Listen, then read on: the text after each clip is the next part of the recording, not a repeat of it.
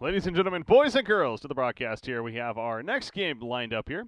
And what is GUS Gaming, as we're being told. GUS Gaming once again going up against Hunters for Victories on the other side. So obviously things advancing on now. We just watched GUS Gaming, but moving on to the next round here again should start getting at least a little better as the rounds advance on here. So again, I'm having a little bit of trouble following the brackets. I want to say this is a round of 64 matchup.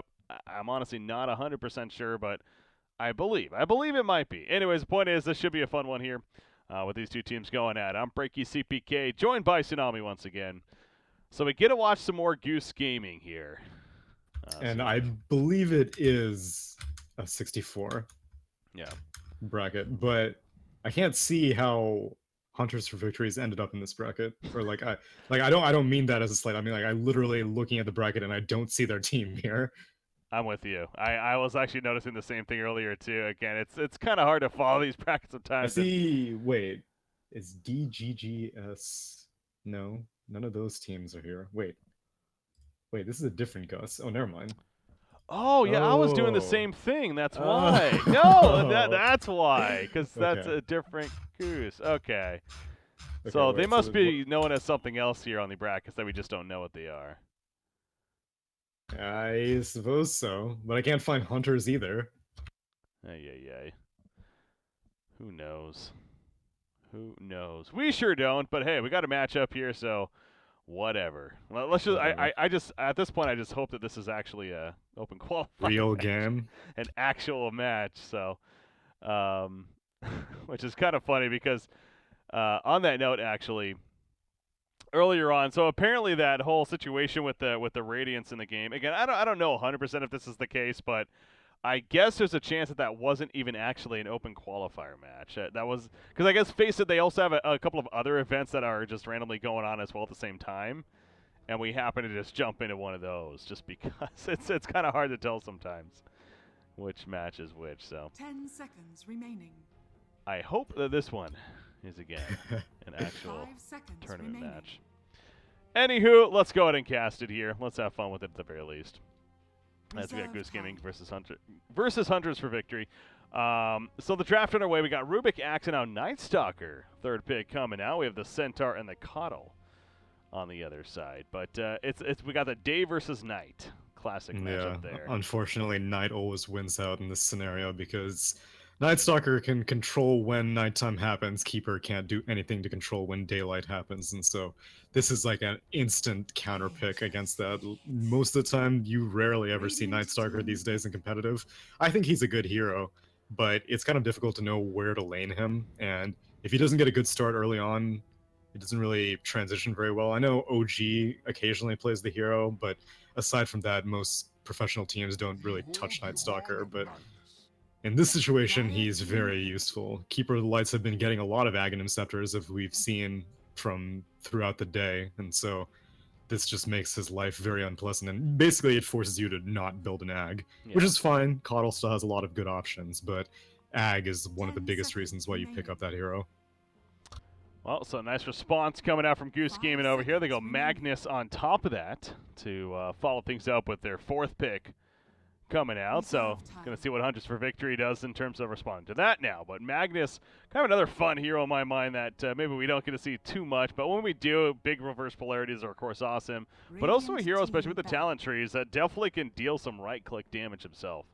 Oh yeah, these days I pretty much always see Magnus going for an Echo Saber or some other sort of damage-dealing item, and I think that it's a good way to transition the hero, that he's not as one-dimensional of just being like a team fight initiator, but can actually get some solo kills on his own and helps more than just the carry with Empower, but also helps himself with Empower.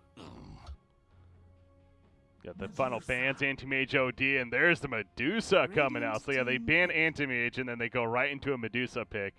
Pretty understandable there that they would do so. Nice trend there, but Medusa, their carry option to finish things off, so a team that's not going to be afraid to take this into the later game here. But GUS Gaming, you know what? It does feel like a team that's already good to go for having that early aggression, and they do need that carry, though, to finish things off most likely. of that one position. So who is it going I to be really, now with Anti-Mage being banned? I hope it's not PL Oh because gosh. I don't think that the hero does very well. And in terms of other mana burners, it's pretty much it'll just have to be someone who builds diffusal if that's even what they go for. Hmm. I think Weaver's not a bad option. Is Weaver? Yeah, Weaver. I think Weaver would be really good actually in this situation, but they probably want someone melee who can really take advantage of Empower. That's the other reason why Anti-Mage was banned out is early on with Battle Fury plus Empower, you clear waves so fast, you can jungle so fast, and they end up going for Slark, which indirectly kind of does have mana burn in that Essence Shift takes away one int from Medusa on each hit, but it's not the main option, and I doubt that this Slark will be going to Fusel either, so Yeah. it's just a old-fashioned carry. You know what just hit me? I guess there might be a chance that this could be the CIS qualifiers. Because Yes, that is true. I I have been seeing a lot of Russian in the chat. I think Goose Gaming actually is possibly CIS region, and you know what? I'm looking at it right now on Wikipedia. They are CIS. That just hit me. And you had said that earlier too. Like there was Yeah. another team that you were like, usually they play in CIS. Yeah. But at the same time, like we saw Singh's team, and that's definitely European. Oh no, right? that's European. Yeah, no. So I guess we've just kind of been bouncing around again, guys. It's it's honestly also, pretty that's hard. why I to, can't find them in the bracket for yeah, Europe. so I've been looking through the brackets this whole time, the rosters and everything, and and I didn't see them anywhere. So, yeah, I think do we maybe want to hop into another one? Because technically, But how do we know though? How will we even know if we're not going into another? Oh wait, does it say the region? Oh, it does say the region. it does say Europe for this one though. That's the thing. Like it does say Europe for this, but I mean, Oh really? you know, it's just so I guess it just classifies that as Europe as well. But there are a couple of actual European ones that I do know for certain that are kind of just starting in the hero pick. So I see. Wait, NLR. Is that No Life for Reborn? NLR was one, yeah. NLR versus Pokemon. That was one I was actually looking at. Yeah. I know for certain that actually is a European qualifier match there. If we wanted to maybe check out that one. I'm open to it. I don't want to mislead the viewers. I know. Now it's kind of this is the thing. We're like already in this one though, and kind of bouncing around a little bit, but yeah, I think it's best if we hop into an actual European one. Oh, although it looks like Bean is about to play their next match. Are they? versus They've kind of been a fan favorite, yeah. BHLG. I don't know what this is, just according to the bracket. So let me see what the status is in the lobby. I do see that there. Oh, so. it's configuring. Okay, so yeah, they're just getting started. So then I guess we can just kind of I'll keep my eye on that lobby, and then in the meantime we're gonna stick on this one. Okay. Do we want to do that then? Okay. Because I want to watch the Bean game regardless, and so even if we do go to another Europe game, I would probably have to leave it anyway. Gotcha. All right, let's go ahead and do that then. So yeah, we'll jump back inside of Goose Gaming here. So again, we got some bonus CIS coverage coming at you. So We're multifaceted around here. Yeah, you know, let's get all the regions some love right here. And so yeah, that's all I'm talking about with the CIS region. I feel like the CIS region is actually going to be so tough when it comes to even the regional qualifiers, let alone the open qualifiers. But anyway, Zach's right here at the top lane. He's being heavily pressured. We'll be fine in the end. Pops a salve. Gonna heal on up, but yeah, they got Artez playing the Slark again, so very similar game for him here, as obviously that was their final pick and their carry of choice. But middle lane will be Axe is Magnus. going super aggressive. Might get punished for this though. It's taking some nice auto attacks in return. But how about this? They are running the Night Stalker jungle though, with that Iron Talon. That's actually true. I didn't see that, and I have not actually considered the viability of Night Stalker jungle. I know he transitions well. If you spend some time in the offlane and then transition into the jungle, that's pretty common with Iron Talon. But starting out immediately into the jungle is something I have not seen very much. And I imagine that since he has 8 armor with an Iron Talon, and none of his spells really help him out too much because Void is so expensive, but I mean, if you can just right-click, I guess it's viable. Nice try. Well, again, Skeeper here. Clearly feeling comfortable with the choice at least, so I'll keep an eye how he does on the Night Stalker in that jungle. But middle matchup, Magnus versus the Medusa right now. Magnus 13-4, Medusa 13-0. Actually pretty even back and forth right here as far as them going at it. But of course, Magnus using that Empower of his to help with his last hitting. But out comes that Mystic Snake, and Magnus takes a good return damage. But he gets the bottle delivered, so should be able to sustain a little bit better now. But yeah, how about Dungeon Master up here? He's constantly going back in against this Joker. Going to run him down, actually, with the Battle Hunger up. Doesn't seem like he's too afraid this is dying up very here. surprising, actually. He hasn't even used his Shrine yet, so even though he took a ton of damage early on, he salved up, and then he went aggressive on VS, who still has her salve as well, but yeah, he still has his Shrine in his pocket, so he can still afford to make these really aggressive plays.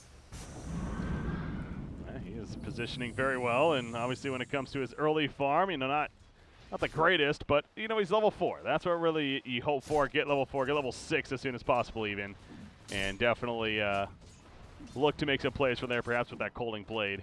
Some quick and early executes as a result. So yeah, him and this Night Stalker, as soon as it... I don't really know if in the first night they'll be able to do very much. They may be able to rotate on mid, because the dire supports aren't really the best at keeping heroes alive underneath like a dive situation. There are no healers, and only one stun from Ogre. VS is the core, so she probably doesn't want to rotate as easily. So as soon as this Axe completes a Blink Dagger, him and Night Stalker are going to go to town.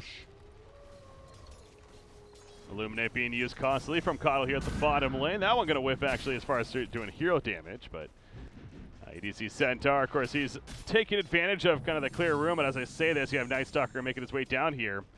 As guess what? It is nighttime, so perfect time to be making some plays, and we got Coddle and Centaur, though. They are responding. Obviously smart enough to pick up on that, too.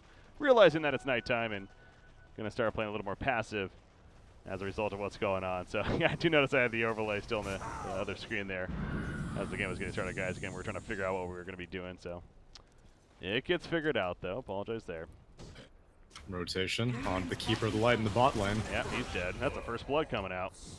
First blood. Simply a little bit too far up, and the void happened. The pounce from Slark, really nothing Coddle or Centaur for that matter. Top lane. Axe is getting really low. There's a stun in 2 seconds, but not enough. And Dungeon Master is going to make it to his shrine. Oh no, it's dead. But I think he's still... No, he's dead. Yeah. Ignite taking him down. As you mentioned, yeah, it's on 250-second cooldown, so just used pretty recently there. So he was able to hold off on it for a while, but eventually had to use it. He had his Tranquil Boots, but unfortunately he had been getting right-clicked, so they didn't start healing. So at 1-1 now, 5.5 minutes into this game, Centaur. And now Skeeper starting to rotate up to the top lane. Yeah, he's coming in up here. Berserker's Call activated on Eventual Spirit, actually, as here comes Skeeper on that Night Stalker. The Void comes out, and they're going to run down Mr. Robot now.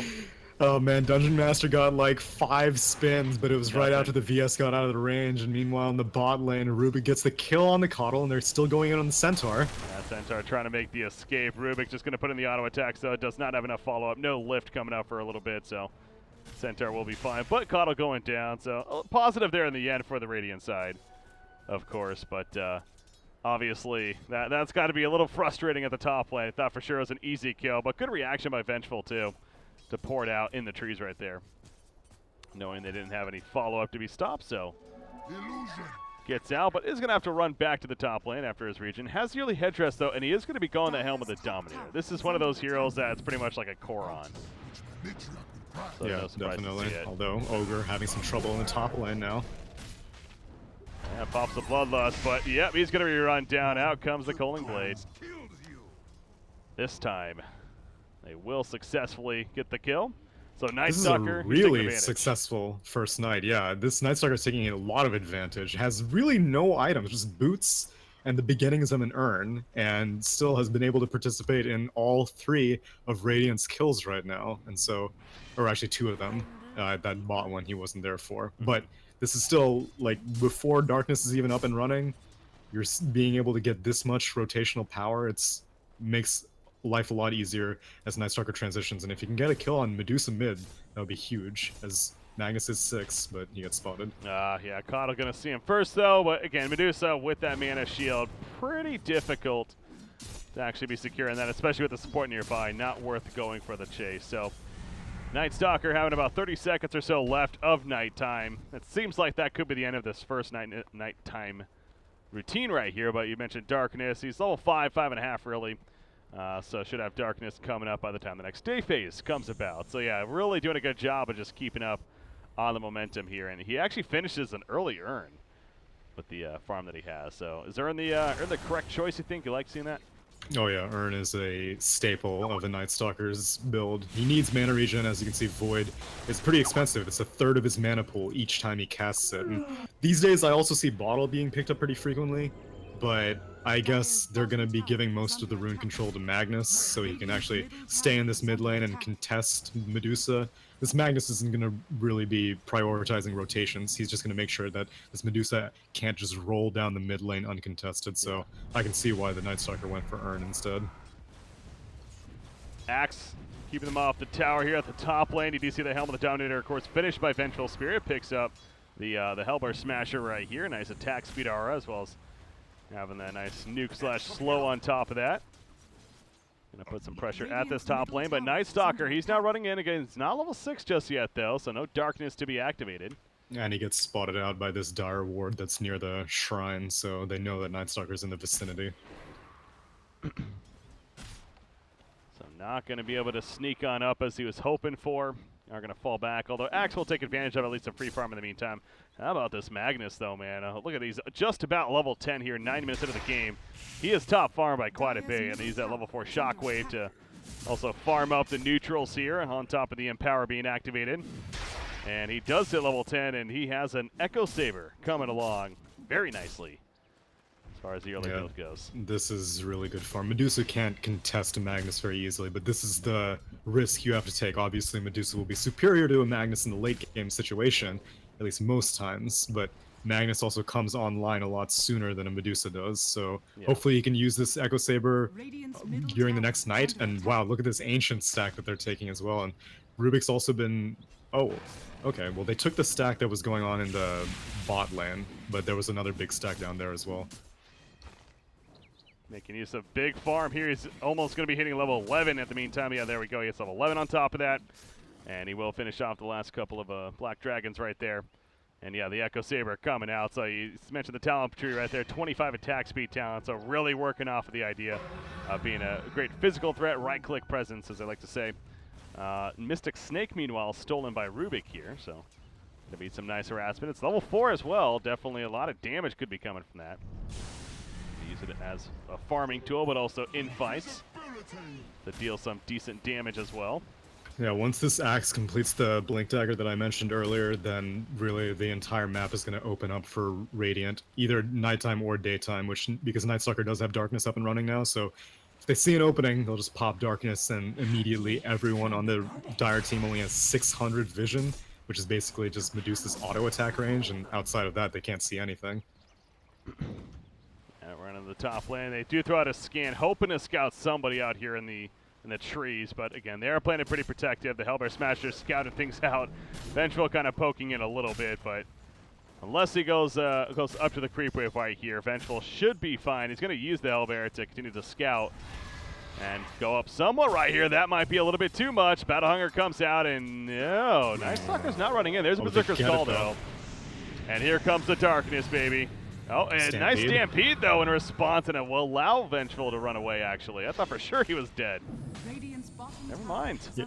Rubik was taking the long way around. Since it was daytime, he didn't really feel like he could stay hidden if he just walked up to VS, and they get the taunt, and wow, Mr. Robot. Buddy, gotta know they're nearby, I think. Oh, he ends up going down. The Berserker's Call keeping Ogre Magi at bay, and another Culling Blade. If we get him low enough, it's just high enough. Yeah, okay, they will secure the kill. Keeper finishes him off with a foil, but now Dungeon Master on that axe is in a little bit of trouble. Getting some spins off, not going to matter. Of course, damage. The Illuminate going through, but it's not enough damage. Snake? No, cannot escape from the auto attack range. So, they snipe him out. Centaur is dealing with Magnus over here. RP. He's going to use it if he has to. No, he's not going to, actually. Not enough range, unfortunately. Well, actually, he may have been able to catch that, but perhaps it wasn't worth spending the cooldown just for a Centaur. Yeah. Didn't Although wanna go the for it. Centaur is really damn farmed, actually. Surprisingly, he's just right below the VS I mean, this is a one position VS, and the Centaur about to close in on a Blink Dagger of his own. That's going to be obviously pretty big here for the Dire side to take advantage of as he runs back to the bottom lane. As Ogre Magi nearby, they're going to try to pressure Slark, but not much they can do as far as that catch goes without the Blink Dagger yet, so he'll just pounce away. As the Shadow Blade well in the works, actually. But speaking of that, Medusa does have a Dragon Lance coming up pretty nicely here. The Perseverance already finished. It does feel like, yeah, Medusa's not surprising to see her up there on the net worth chart. 5,900 net worth now. Is behind Magnus as far as overall farm, but definitely doing pretty solid herself. So actually this is proving to be a pretty even game. It's kind of unfortunate because, we're talking about possibly jumping into another game now. Which, now that you mention it, Bean is in hero selection right now. Okay. I mean, it's like part of me is like, this is a decent game here, but the other part of me is like, this isn't the region we're supposed to be covering. So it's like, what do we do? Straw right. poll. We could do a straw poll in chat. 5 minutes later, have a catch up, yeah. How about this? How about we'll stay in this one until they're actually finished with the draft, and by then we'll make a judgment call. If it feels like this is still a pretty close game, that's fair. then maybe stay in it, but... So let's we'll stick in this one for the time being. Again, they just started hero selection in that. For those that are wondering, again, there's another match for the European region. We got Sing Sing and Cancel on the team, and they're going up against BHLG. We don't really know much about them, but it's a later round matchup here, so that could potentially be good. But I know a lot of fans of players such as Sing Sing and Cancel, so fun to follow those guys.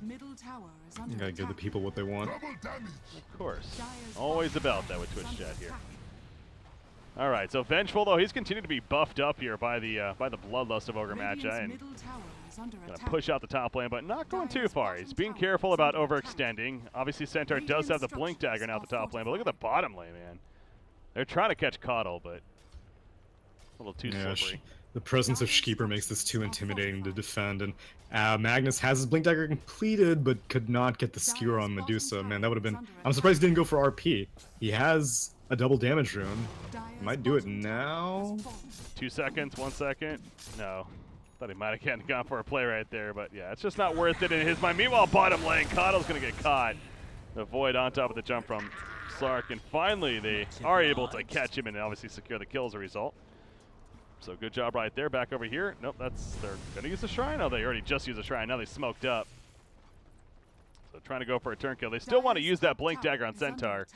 I don't know if he's actually been seen with it yet, but... This is really obvious. No one is defending top. Shkeeper might be sacrificed, but he's pretty fast.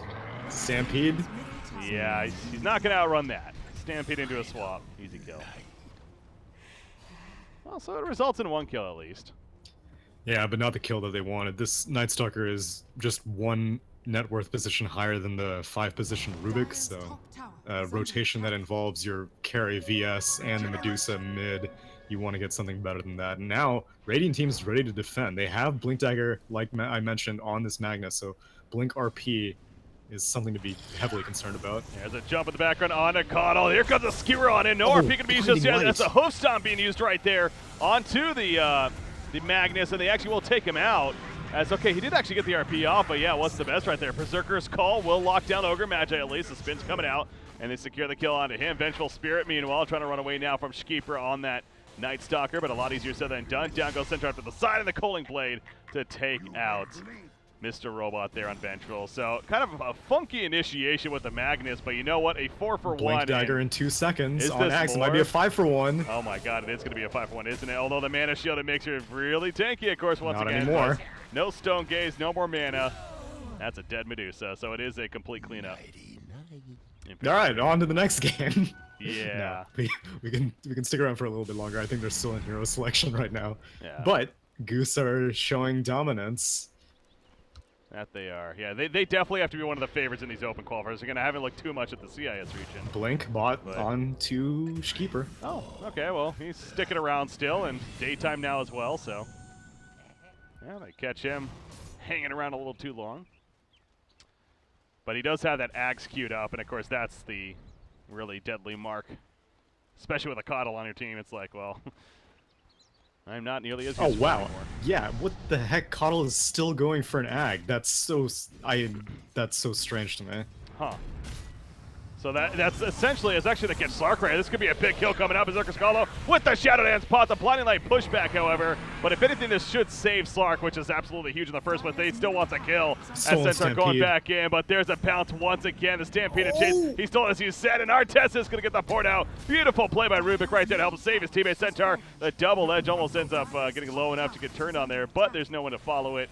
And he'll stay alive, but you know Rubik, what a god. That Stolen Stampede and then that 1 point in Null Field, I'm pretty sure saved Slark's life from the Illuminate that came in, and difference maker.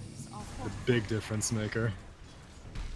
Well, they save Slark, but they do lose two, and they lose a tower on top of it. So again, it actually looks like this dire side not too shabby for them as far as making a climb back at least. So let's see the net worth chart to update here, but right now it's suggesting about a 6,000. Oh, RP mid lane. Oh wow, that was a really Yeah, don't deep worry. dive. That was a straight up solo kill. Well, Magnus had been pushing the tier 2 mid basically uncontested. Centaur TP'd in and ate an RP to the face, but Imba might pay for this. The skewer's down. That was a fail body block. It's kind of just looking at him, more so than blocking right there. But Magnus swap, I mean, it's just out of range, right? It's level 2, but Oh, yeah. he's coming, but not close enough. Not gonna work. Nice job, multicast Fire Blast Stun, but again, still just too far, so Magnus will end up surviving. Meanwhile, Axe is nearby. Now maybe they overextended a little bit. He's gonna pull Ogre Magi up the ledge right here. And Magnus gonna Nice skewer him right skewer. on backwards, so GDN on Ogre Magi will end up falling. Nice pick indeed. Artez, meanwhile, he's looking for an opening on one of the supports. Squish your supports. He catches Coddle, and that's a free kill. And the mega kill streak is real for Artez right here. He's 5-0-3. Echo Saber Shadowblade, 1,400 gold saved up. He's getting deadly. And that's with the Magnus on top of that. Exactly. And the Magnus is deadly in his own right. 10k net worth. They're going to find Centaur. They're diving Kill beyond the tier Centaur. 2 now. Yeah, Centaur is, again, tanky, but not taking out the return. Only level 1. Not really that scary to be going up against right here. So they easily drop in, and they want more. This is a core Vengeful, remember. He's going to be chased down the offensive Urn applied. Out comes the pounce. And the Dark Pack, there's the Colding Blade to chop his head off. Bean is in pregame now. And, I right. don't want to make any claims, but this game's looking pretty handedly favored for GUS. No, I think we should again. This is a CIS region, so we're technically supposed to be doing the European region coverage. So just kind of got caught up catching some CIS Dota 2. Nothing wrong with that. Some fun games to watch here, but I agree. So let's go ahead and drop out here. And so we're going to switch games, guys. Obviously, you can watch that game on Dota TV if you want to, guys. But we are going to jump into the European region here as